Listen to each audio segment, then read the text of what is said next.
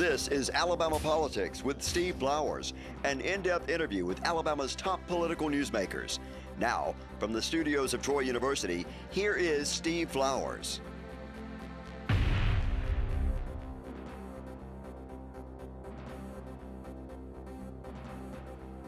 I'm Steve Flowers, and welcome to Alabama Politics.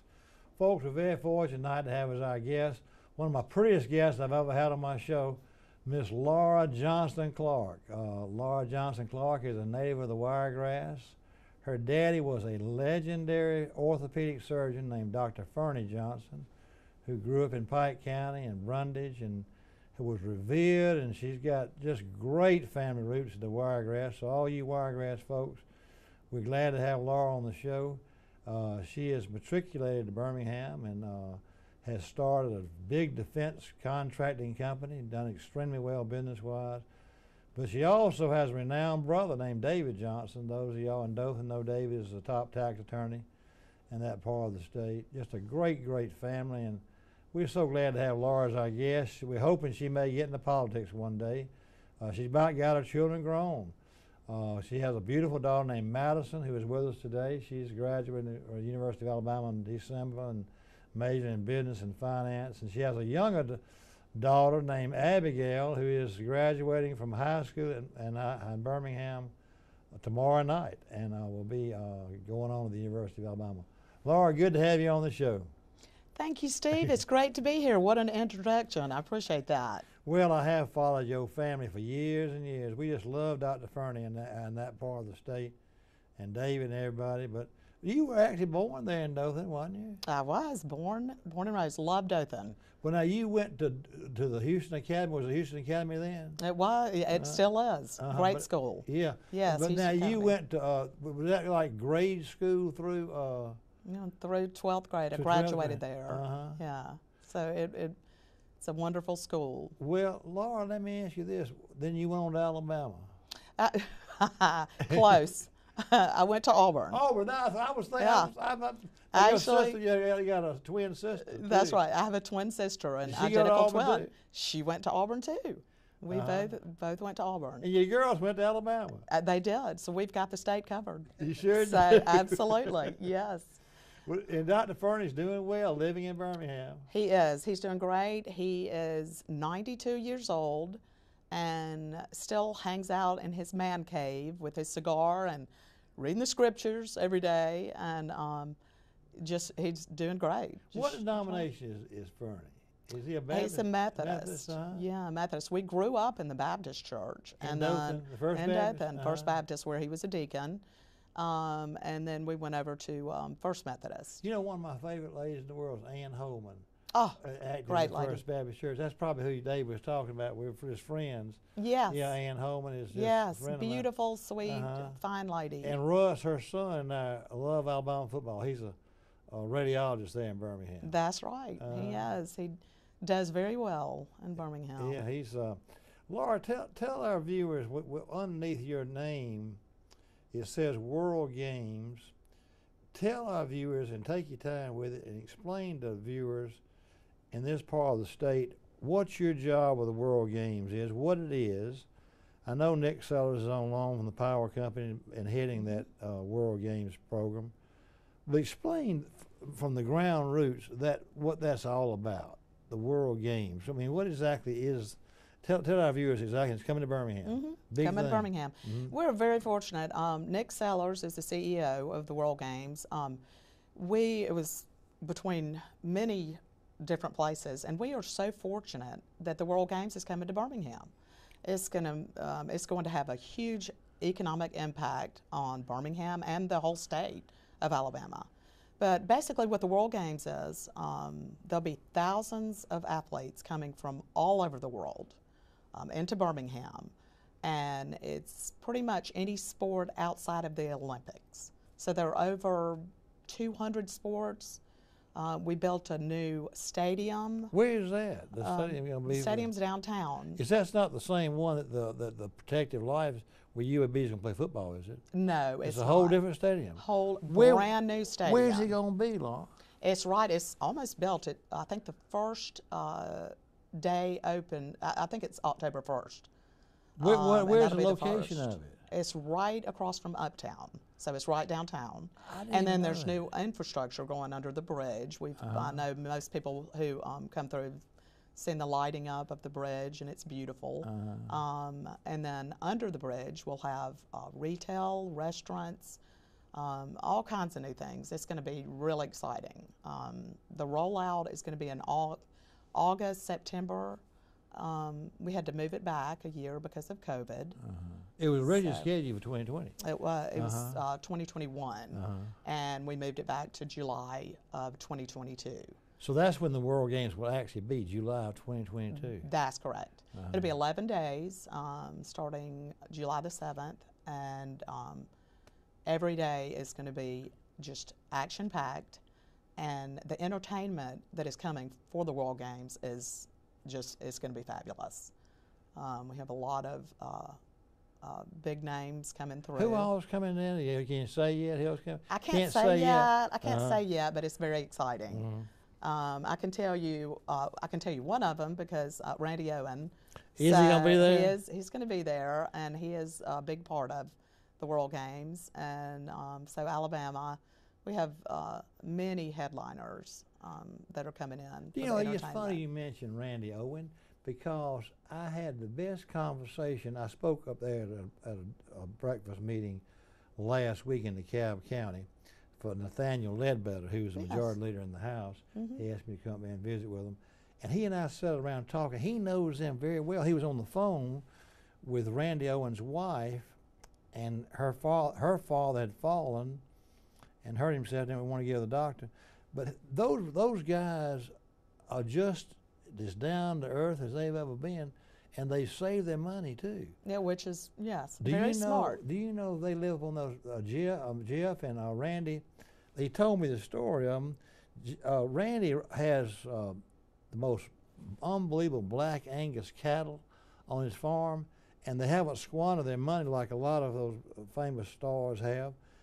They travel some and didn't do any COVID, but he said that they have sold 70 million albums, the group Alabama has. I don't doubt it. I don't doubt it. They live right there where they grew up. He said Randy Owen grew up in a house that had 400 or 500 square feet. It was a sharecropper house. His folks were sharecroppers. He said his only ambition in life was to be able to buy that land from the people who owned that land. And they sang about 5 or 10 years before they had a hit record. And he said he wanted to buy his wife a house. And I forget one of the most famous songs. You know the famous songs they have. But their agent in Nashville called him up and he said, we got your royalty check for your first thing. He said, I sure hope it's a good bit of money. I want to buy my wife a house. He said, you can buy her a big one. It was like $10 or $15 million for their first thing, you know. Yes, you can buy a nice house with $10 or $15 million. I mean to get off on that. No, Talk about your business. Amazing. You've been very successful in your business. You've been the recipient of the Small Business Person of the Year in 2005, but you started your defense business in 1995. I did. You were about a baby. I was. You started 26 years old. 26 years old. Tell our viewers about your business and everything.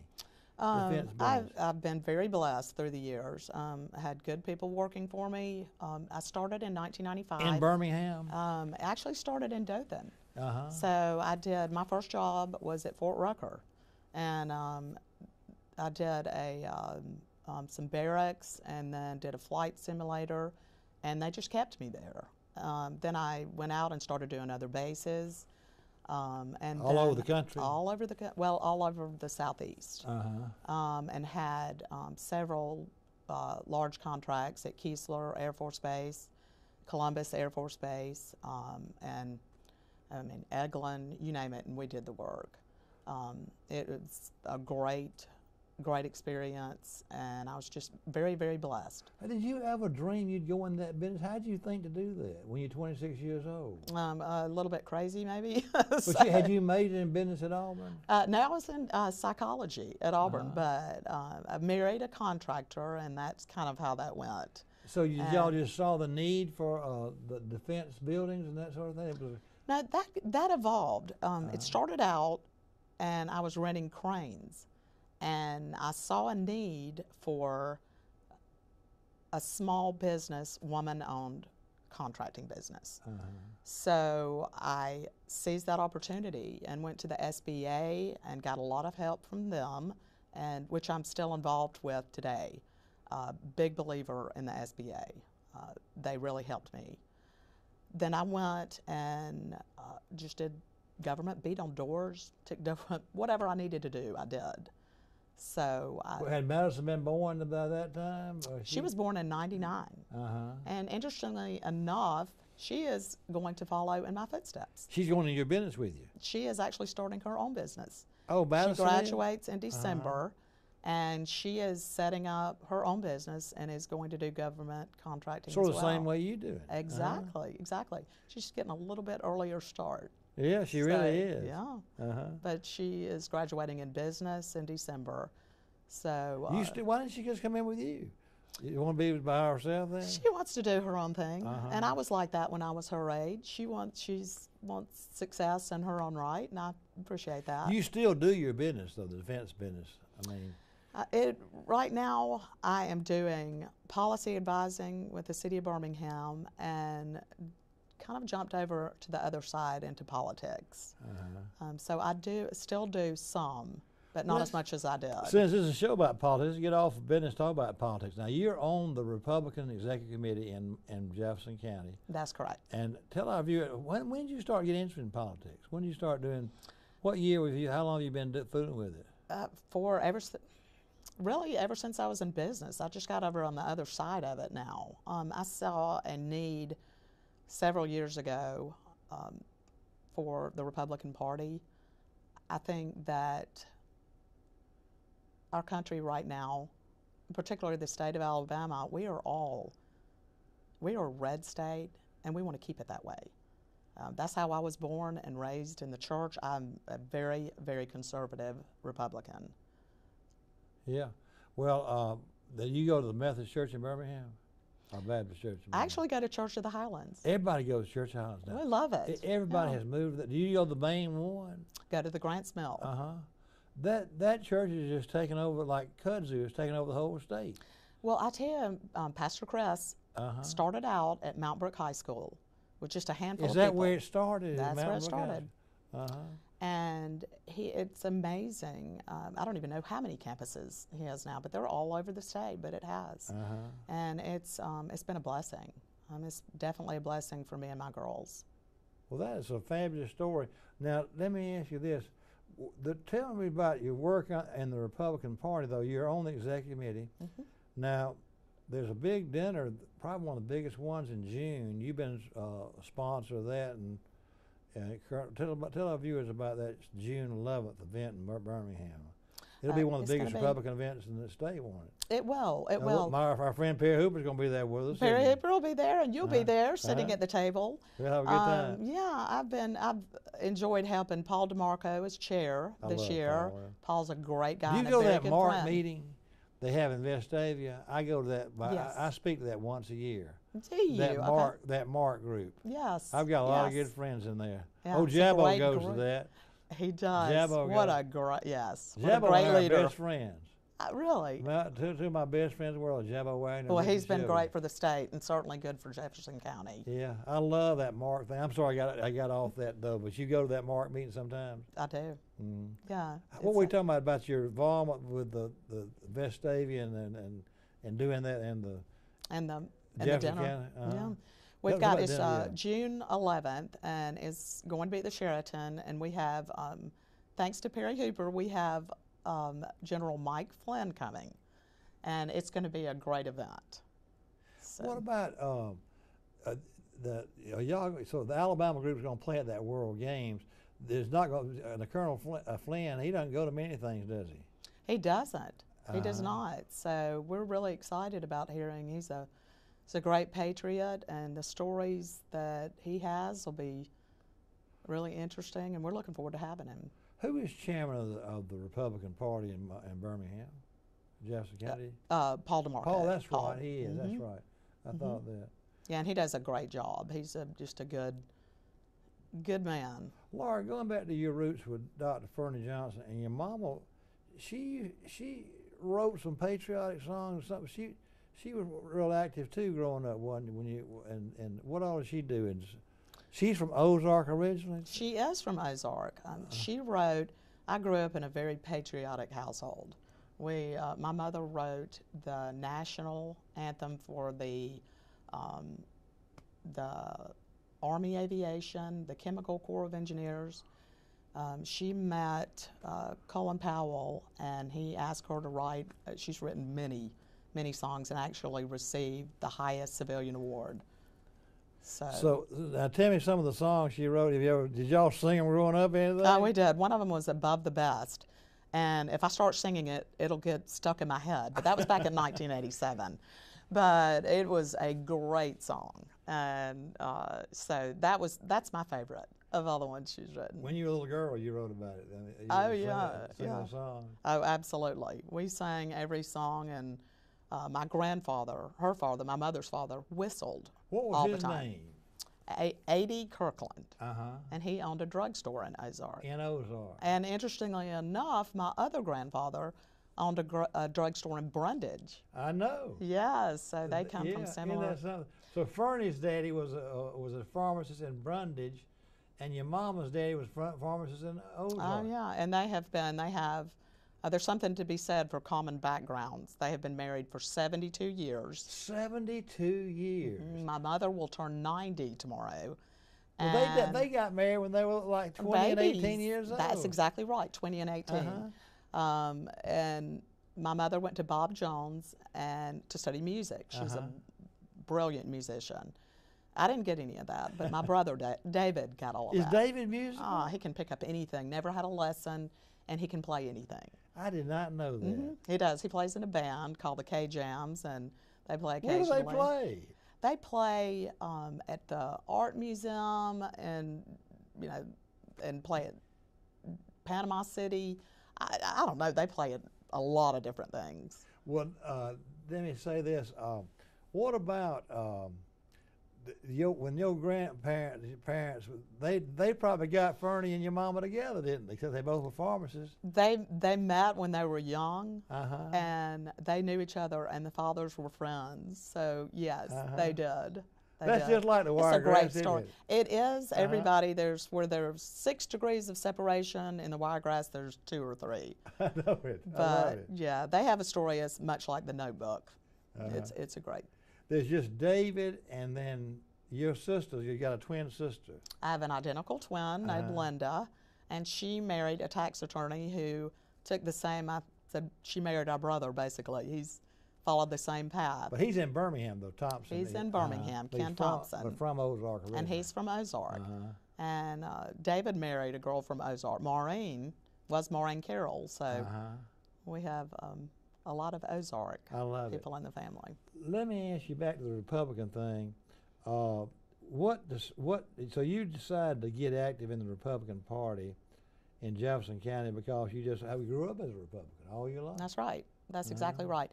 I think today people are leery of government, and I'm an outsider. I'm not a politician. I'm a business lady.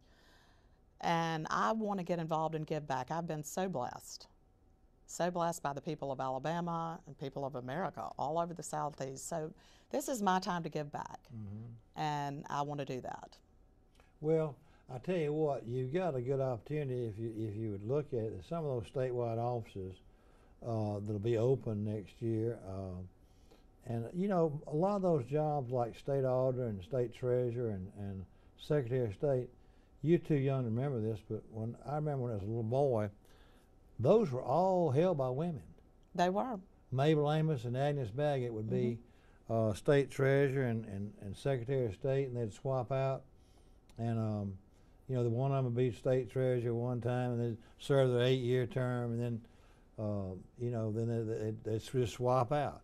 Melba Till Allen did that later on. Right. So I think the day's probably coming. When Carl Rove, talking about Perry Hooper, his daddy, was the first Republican Supreme Court Chief Justice, and when Perry and I were in the legislature during the 80s and 90s, the issue was tort reform. I mean, we had a terrible tort problem in the state, and the trial lawyers just controlled the Supreme Court, and it was just our whole issue in the legislature was always tort reform. But the business community in the state really got active and said, we've got to change this, because it wasn't, Laura, it wasn't just, people being sued that had a business like yours. You could be passing through Alabama and have a car wreck, and they'd sue the car company Absolutely. in Barber County for just anything. Anyway, it was a real bad problem. Thank you for that. Well, we as a business person, I appreciate that. Well, we I appreciate worked hard you, on that, and we got Yes. the trial lawyers that run somebody against us every time too, with a lot of money. Absolutely. You know, so yeah, anyway, it got really bad. It did.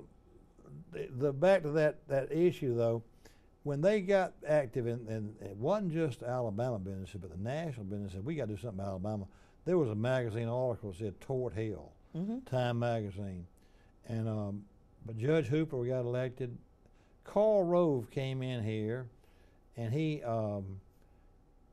orchestrated that campaign, and he helped start the other Republican. Now it's all Republican, of course, like most of the state. But he gave this admonition when he left. He said he's such a genius, and he says the best candidate that can run for the Supreme Court in the future is a Republican female who has some experience on the bench.